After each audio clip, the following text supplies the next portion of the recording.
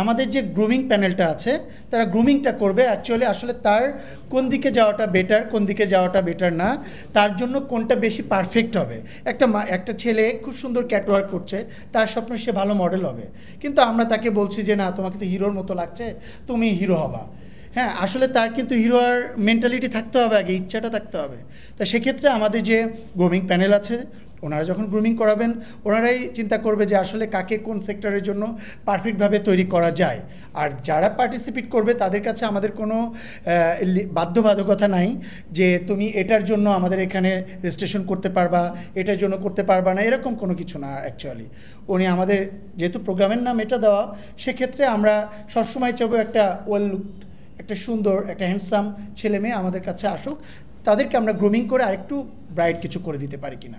Last প্রোগ্রামে আপনারা দেখেছেন যে আমরা বেস্ট যে number 1 runners up, second runners up আমরা খুব মানে পরিপাটি এবং খুব সূক্ষ্মভাবে ট্রাই করেছি তাদেরকে চয়েস করার জন্য, এবং সেটা নিয়ে আমার মনে হয় না কোথাও কোনো কথা উঠেছে বা কোনো ঘটনা ঘটেছে, কারণ তাদের অনেকের সাথে আপনাদের সম্পর্ক ভালো, আপনাদের কাছেই তারা বিচার দিত যে ভাই আমার তো মার্কস এটা ভালো ছিল, আমি তো এরকম ছিলাম, বাট ওরা পক্ষপাতিত্ব করে ওই মেয়েটাকে ওরা ফার্স্ট বানিয়েছে, এরকম কিন্তু কোনো কথা ওঠে নাই।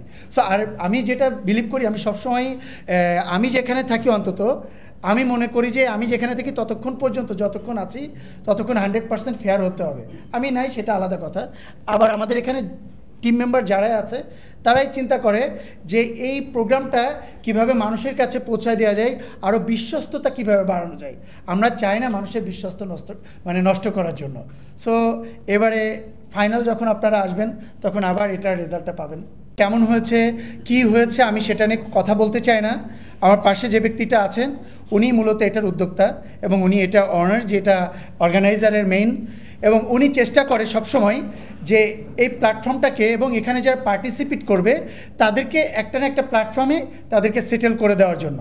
লাস্টবার আপনারা দেখেছেন, এর আগের বারও দেখেছেন যে এই প্রোগ্রামগুলো যখন হয়, বিশেষ করে আমাদের এই যে প্রোগ্রামে আপনারা যারা আজকে হাজির হয়েছেন, এই প্রোগ্রামটা লাস্ট 2 সিজন বলেন, 3rd সিজন বলেন, সবগুলাই অনেক বেশি মানুষের কাছে আলোচিত হয়েছে এবং সবাই পছন্দ করেছে। বিকজ আমাদের এখানে অনেক সেক্টর থাকে, আমি হয়তো চলচ্চিত্রে কাজ করি, আপনি হয়তো বিনোদনে আছেন, কেউ হয়তো নাটকে আছে, বাট সবারই কোনো না কোনো স্বপ্ন থাকে একটা জায়গায় যাওয়ার জন্য। সেই স্বপ্নের জন্য আমাদের এটা হচ্ছে একটা সিঁড়ি।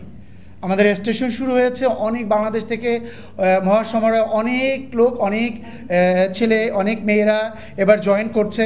তা আমার মনে হয় রাফসান ভাই এখানে আছেন অর্গানাইজার, আমার বড় ভাই আছেন, আলমগীর ভাই, আরও যারা আছেন তারা সবাই কিন্তু এই প্ল্যাটফর্মের সঙ্গেই জড়িত এবং এখান থেকে এসেছেন। ওনারা সিনিয়র, ওনার প্রথম থেকে এখানে জয়েন করে আছে।